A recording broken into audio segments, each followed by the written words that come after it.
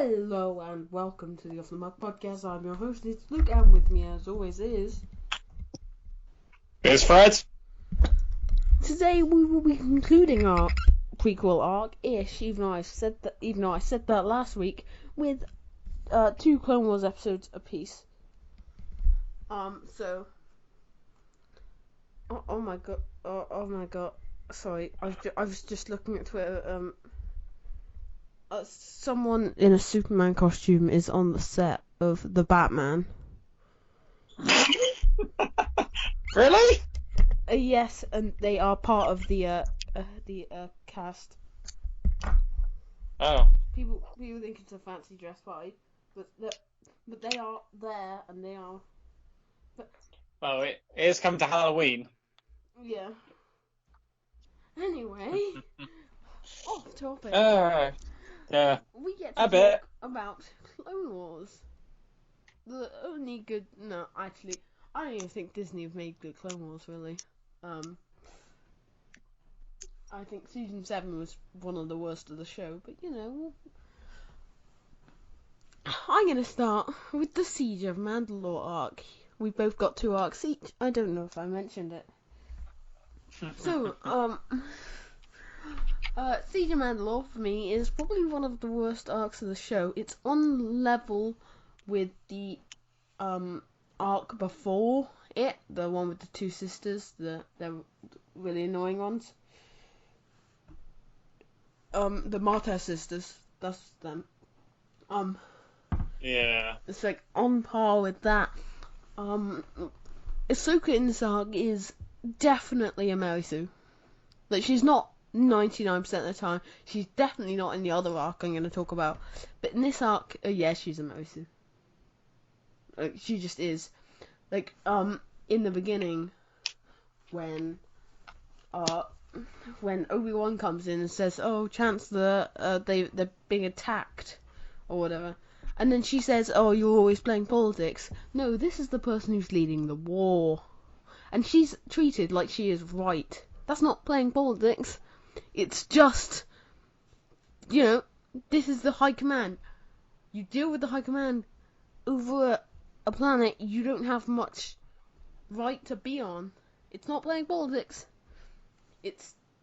But she's treated as right for that, which is stupid as anything. But that's not the only time this will be an issue. Her being a Mary Sue will pop up. And then obviously the land on Mandalore, bit stupid, but it's manageable. Her jumping around, it's a bit Mary Sue-y, but I just think we can manage it. I will talk more about the arc. I'm just gonna go through every Ahsoka Mary Sue bit. And then she's always right place, right time. She walks into that trap, but comes out of it fine. Like, she just walks into the trap, Maul sets. Oh, okay. Oh, she fine. Okay. Also, why did Maul not cut the damn pole?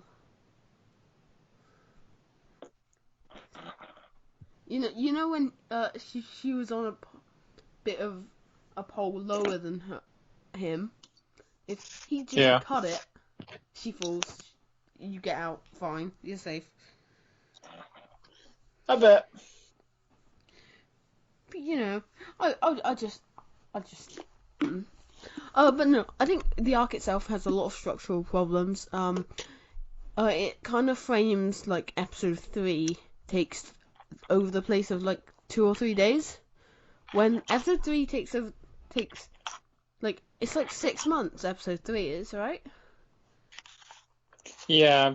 Even it's not presented very well in episode 3 itself, because like the only thing you can tell is Natalie Portman's baby bump. It like it's non-existent, and like her next scene it's big, but like so it doesn't really line up with that. The Siege of Mandalore seems to only take a couple days, if that. I don't get the impression that this is a month-long thing. Not even a week-long thing, really. Yeah, I get that. It's just very poorly structured, considering it's trying to tie itself in with episode 3. And I think a lot of the episode 3 tie-ins are very much just to go, oh, remember, we're here in episode 3 now. So you can line up, like, remember, this is where we are. Like, making a heavy point. They don't feel natural like they probably should have. Like, like when Obi-Wan checks in, it's, oh, I'm on my way to Utapau. Wait a minute. Obi-Wan's trip to Utapau. Sorry, yeah, it is really poorly structured in episode 3. Because I thought Obi-Wan's trip to Utapau was no more than a week after the Chancellor thing. But also in... I... Go on. No, I actually don't know. Obviously the time difference, I thought it like all took place within like a few days. Yeah, but also, like, Natalie Portman gets really pregnant overnight, if that's the case. Yeah. Like, I think it is just the fault of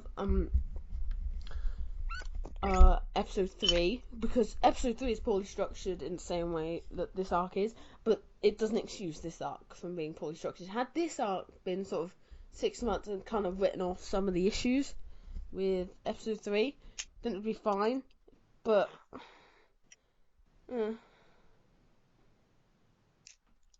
so yeah.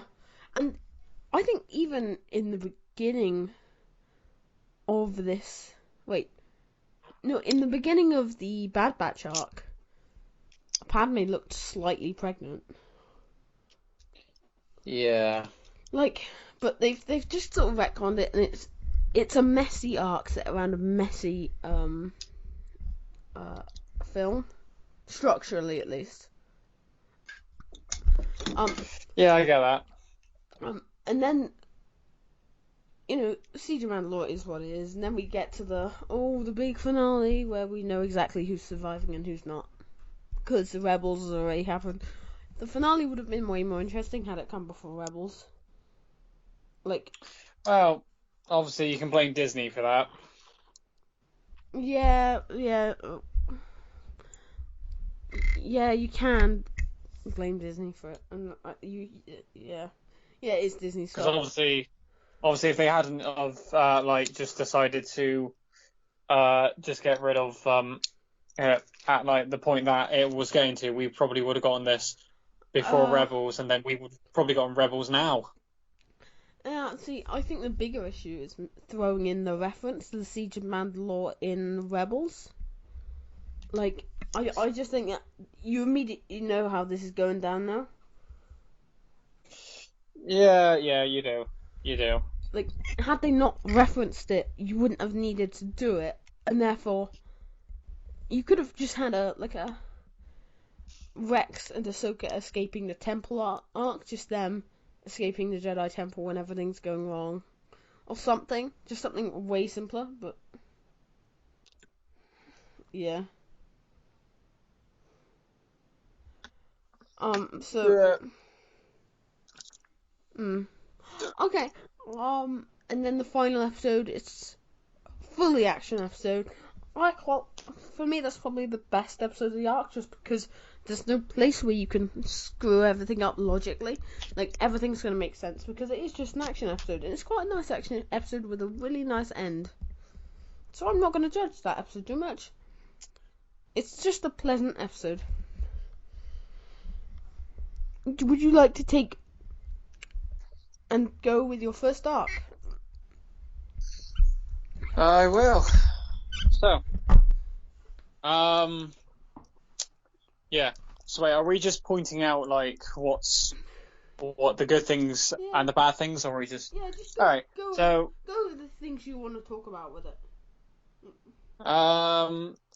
Should I do my favorite out of the two last, or should I do my favorite first? Go with the the traitor or whatever it's called arc. The conspiracy. Yeah, conspiracy. That was it. All right, so the conspiracy arc. So so basically, conspiracy arc was basically the one where in a fight in like a giant station, one of the members of the 501st, known as Tup, basically for some reason went up to a Jedi and executed her because he thought Order 66 was taking place. And I thought this was a fairly interesting idea when I first saw it, because I thought, oh, so wait, because at first I thought, is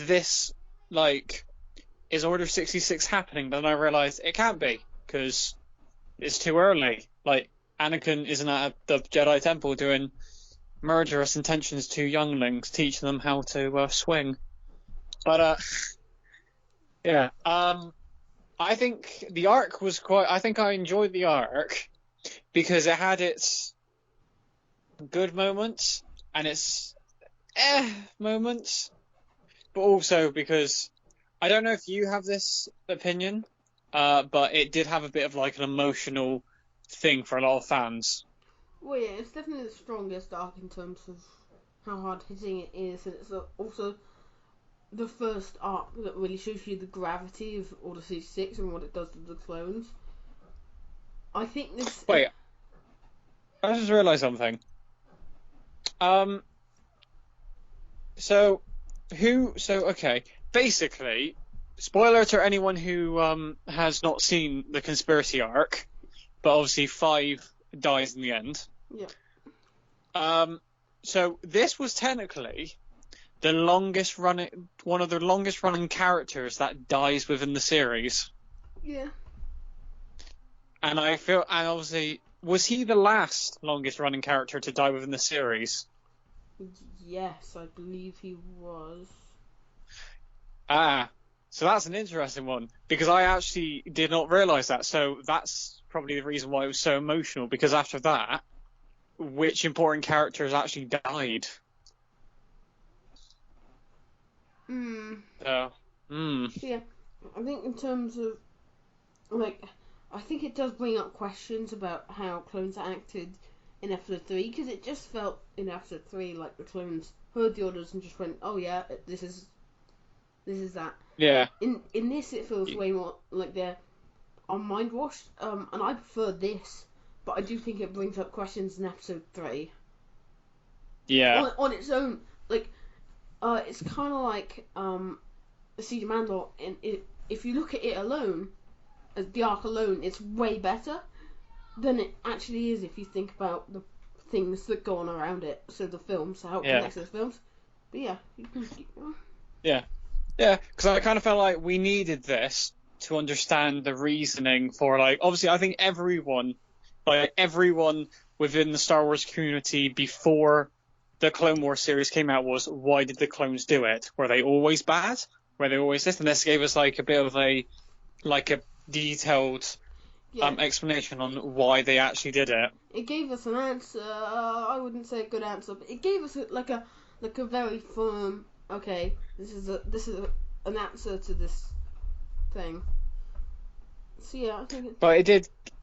Yeah, I think it did kind of give us a bit of a stake. Obviously, we know what happens in episode 3 and what goes on, but I kind of feel like this gave us a bit of a stake because it's a character that is unknown to the live action films, and obviously because everyone's like, oh, they're not going to kill off 5s, they're not going to kill off this important character, and they do, which makes it even more surprising, because I never thought they'd ever do this.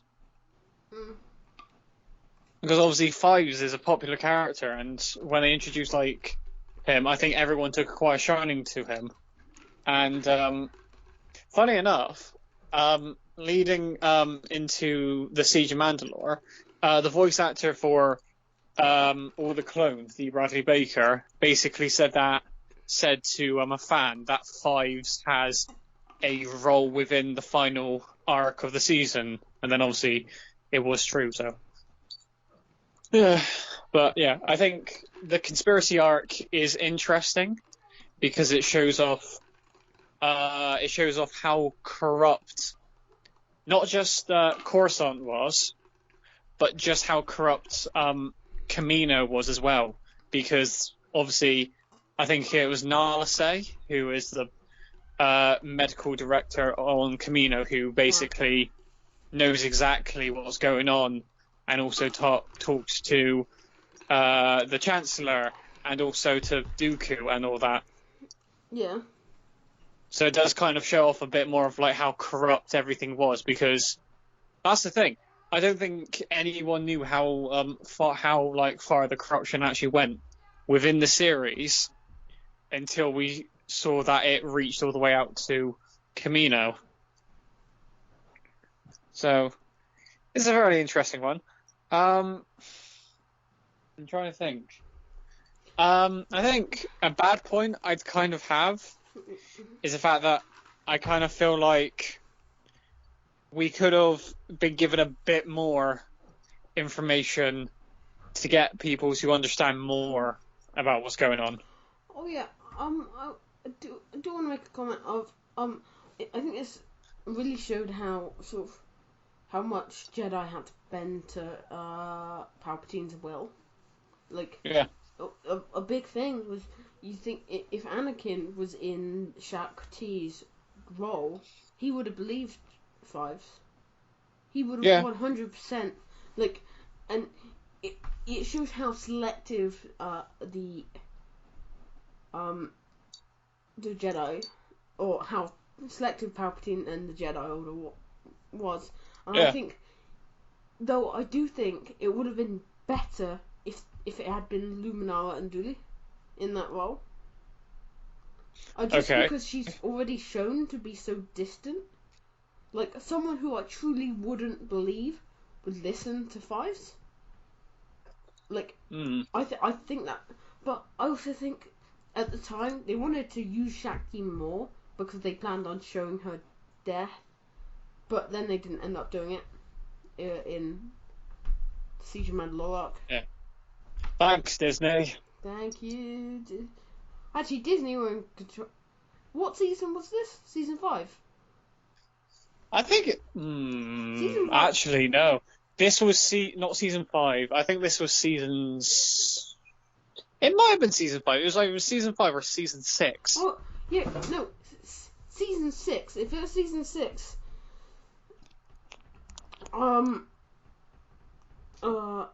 that was Disney. But Netflix were dealing with it. Yeah, season 6. Which means it was Disney who did that episode. But yeah, I can still happily go Disney. Season 6. Yeah. It was season 6. That was the season that was on Netflix, but also Disney had the rights at the time. I don't know how that worked. But like, yeah, because the episode was because it was episode 1, 2, 3, and 4 of season 6. Yeah, that was how they kicked off that arc on Netflix. It's like one of the best arcs in the show, just by a mile. So yeah, that was great.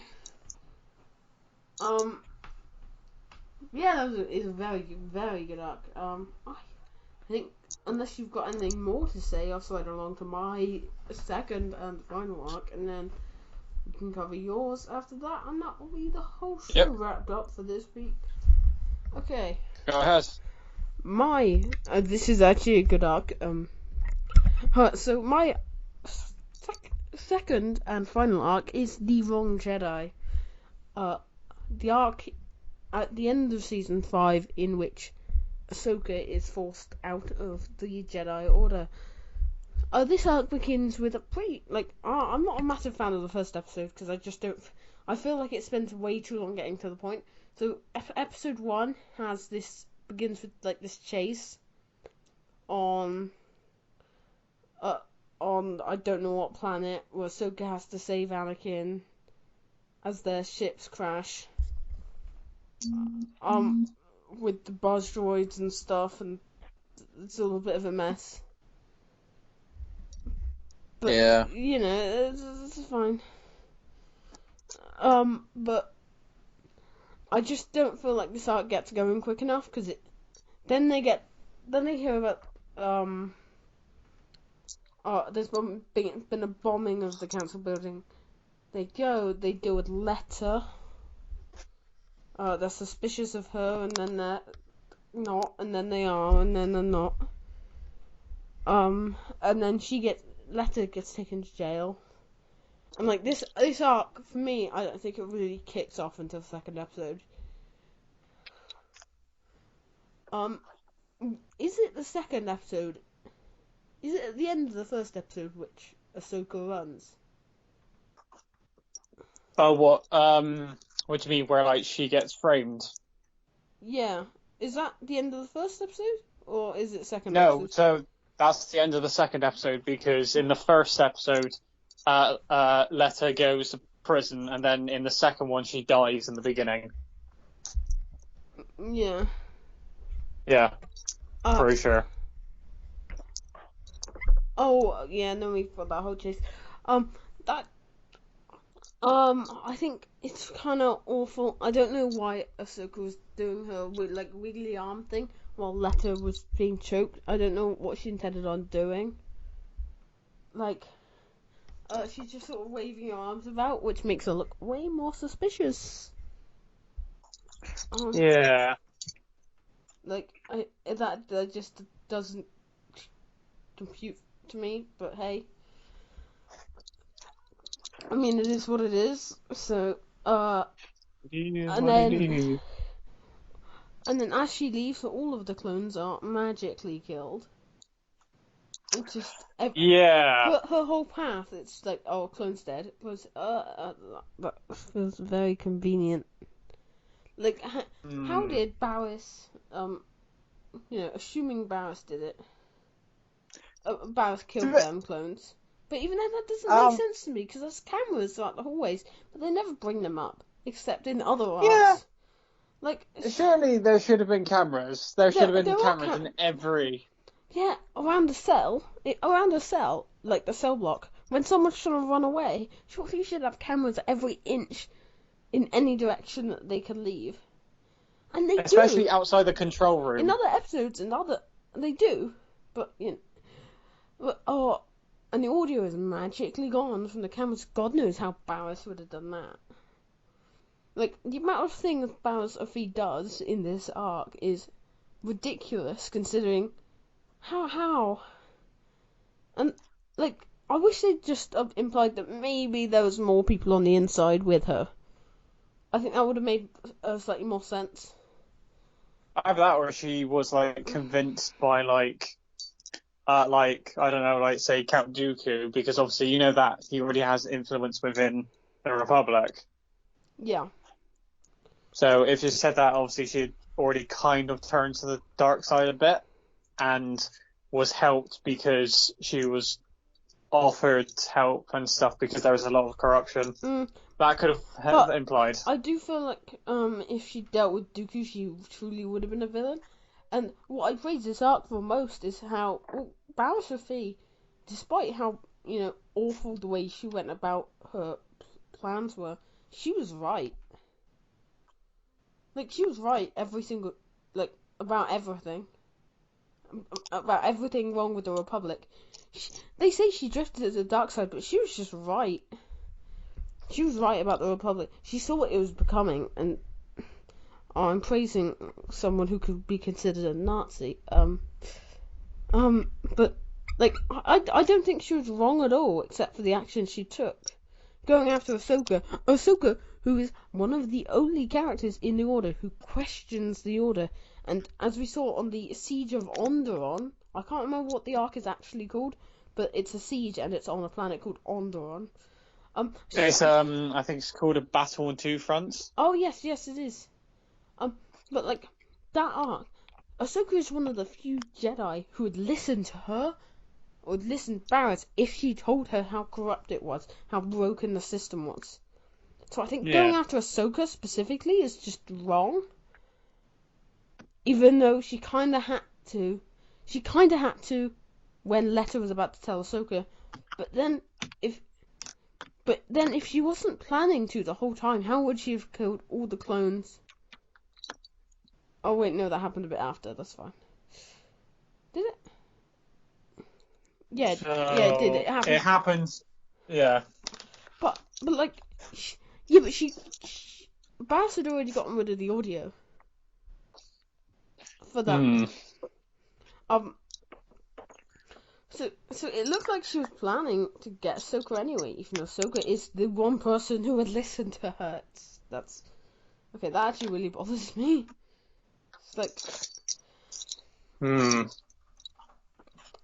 So, episode 3 of this arc sees Ahsoka running, in the lower decks of Coruscant, and she's forced to work with Asajj Ventress, who is after her bounty, which she then agreed to deal with Ahsoka, that Ahsoka would try and remove any of the crimes that she'd committed, as she's now not working under Dooku. And Ventress would help Ahsoka get to where she needs to get to. Ahsoka only stays in contact with one character, which is Barriss Offee, who sends her down to where the nanobombs are, which are the bombs that killed the person, or exploded the person, that ended up in the temple bombing. I want your opinion on this. So, obviously, you know the scene where Ventress and Ahsoka get cornered, and then you have, like, a bunch of clones, and Commander Wolf, they're, like, obviously saying, oh, you're under arrest and stuff. I kind of feel like there should have been a bit more from Wolf in that moment, because of one reason.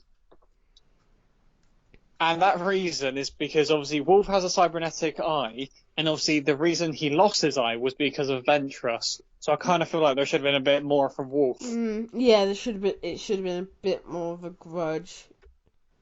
Instead, he just ran at her, tried, like, picking her up, and then got slammed into a pole. Yeah, that was ridiculous. Like... Yeah, so...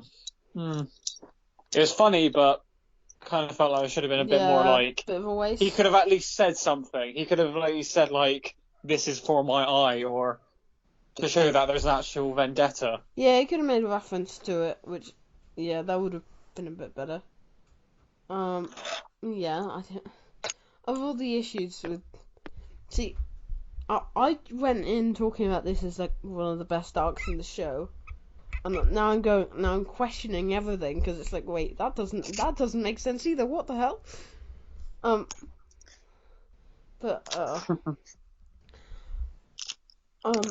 So yeah, Barriss Offee sends Ahsoka up to a factory, and Ventress leaves.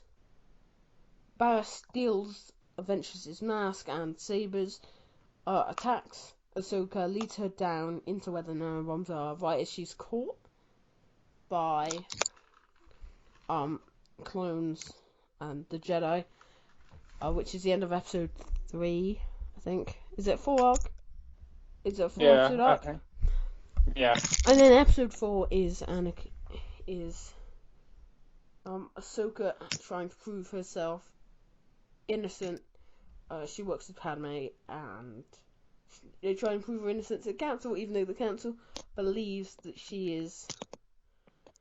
well, yeah, she did the temple bombings, even though that is incredibly out of character for her, but, you know, the logic and reason, what is it?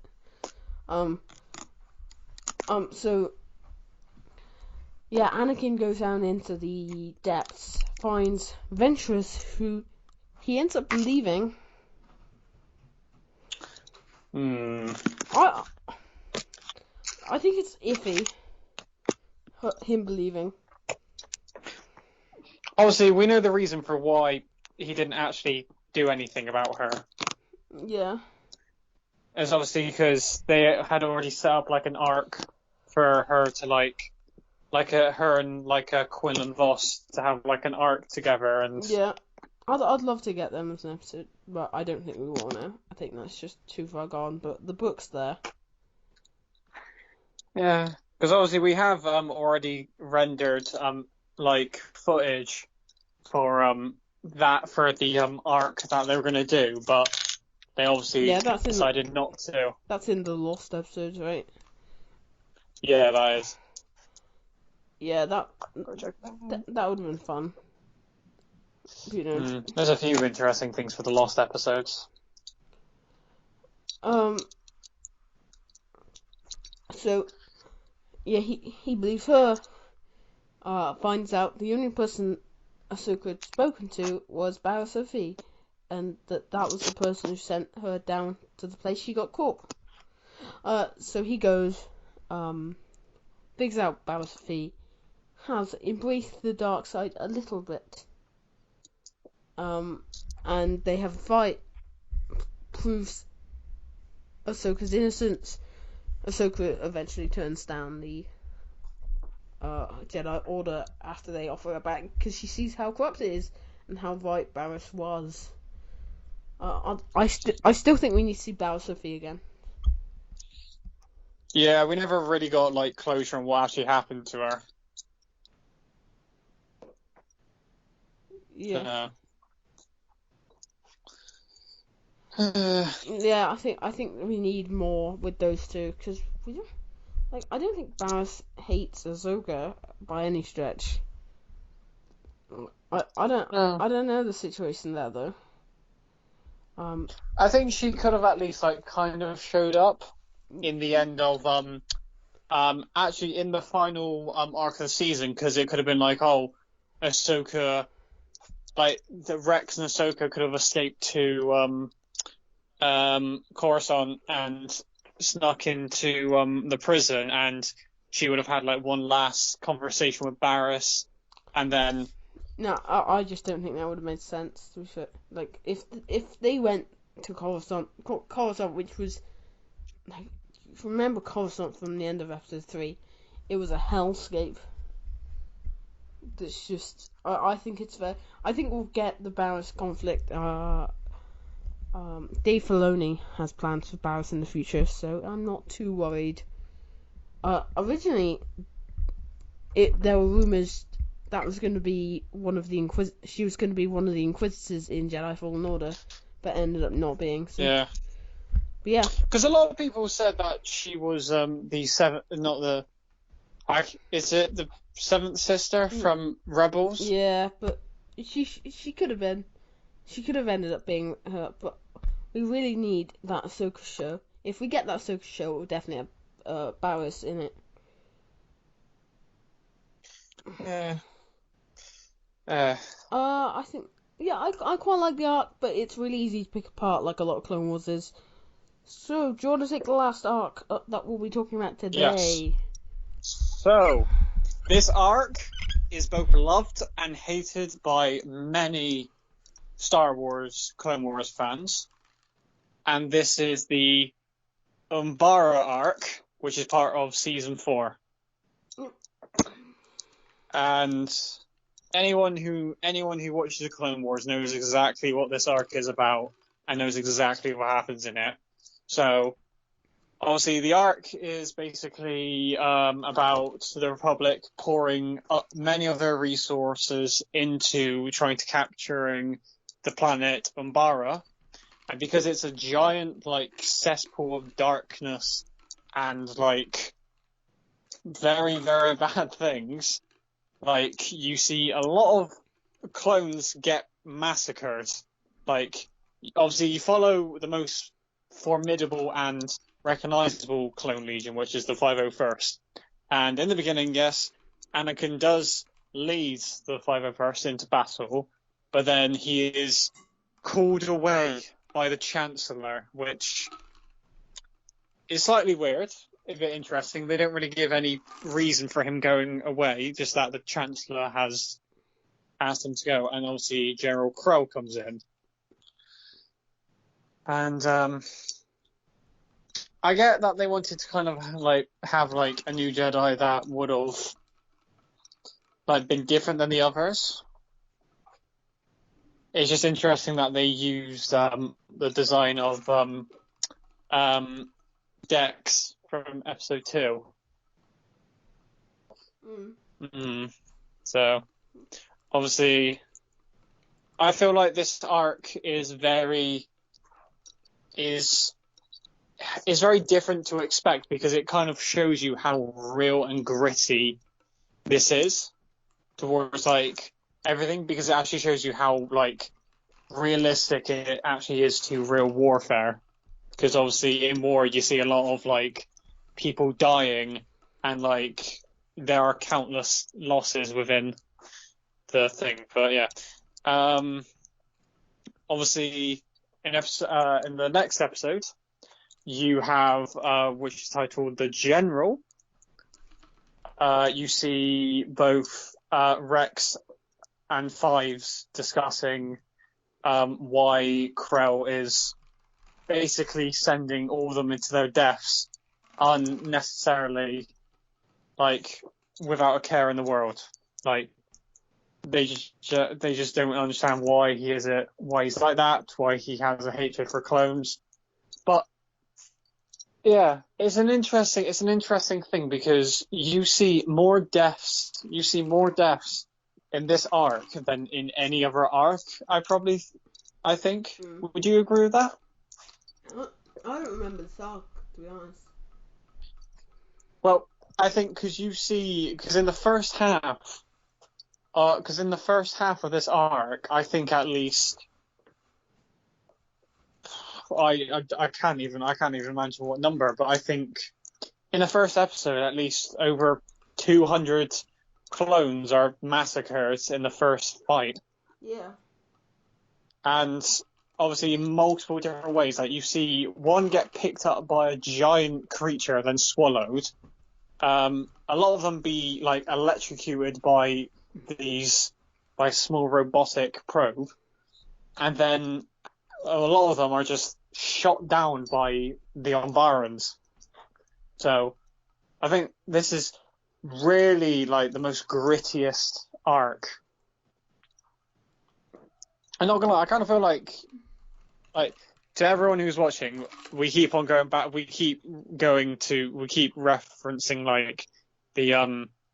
the final arc of season 7, which is the Mandalore arc, because obviously that's meant to be the climax of it all. And obviously, with that arc, that could have been more grittier than the Umbara arc, but it wasn't.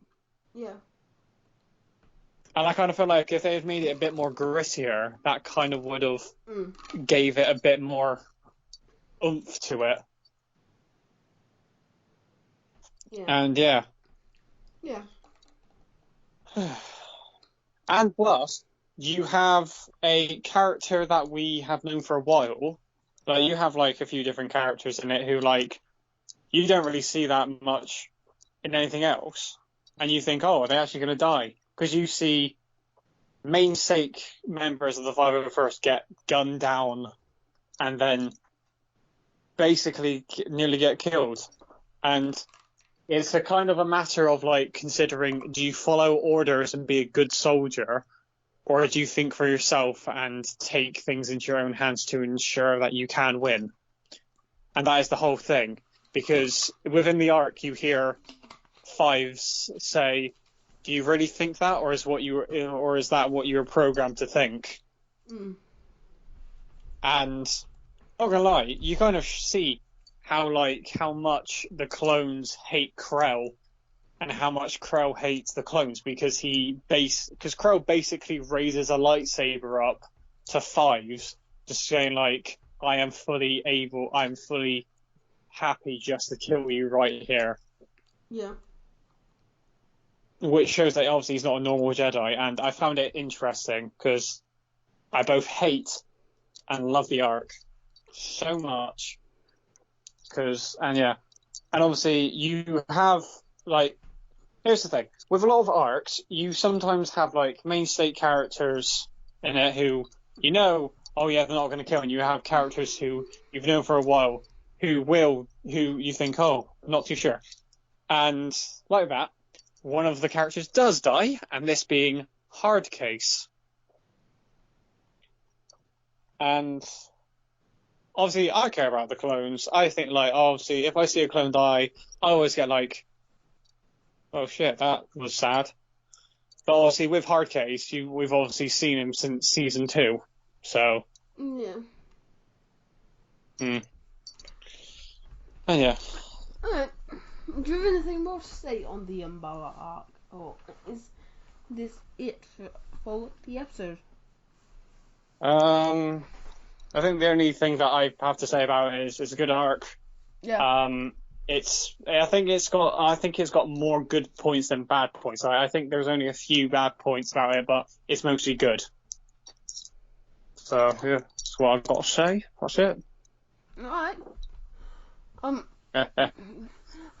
So yeah, that is it for the prequel arc. There will be a sequel arc, I'd say,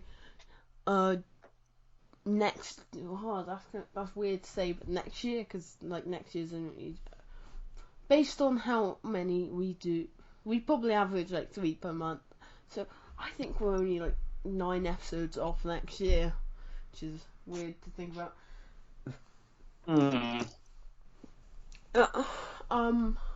We don't have any plans for next week, so if anyone ever watches this suggest things.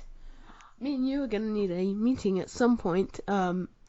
Maybe just before class on when. Oh wait, no, we are in college. We'll have this conversation. This has been all from me. I've finished. I realise this is probably a conversation we should not be having in an episode. Nope. Not right now. Like 10 seconds from now.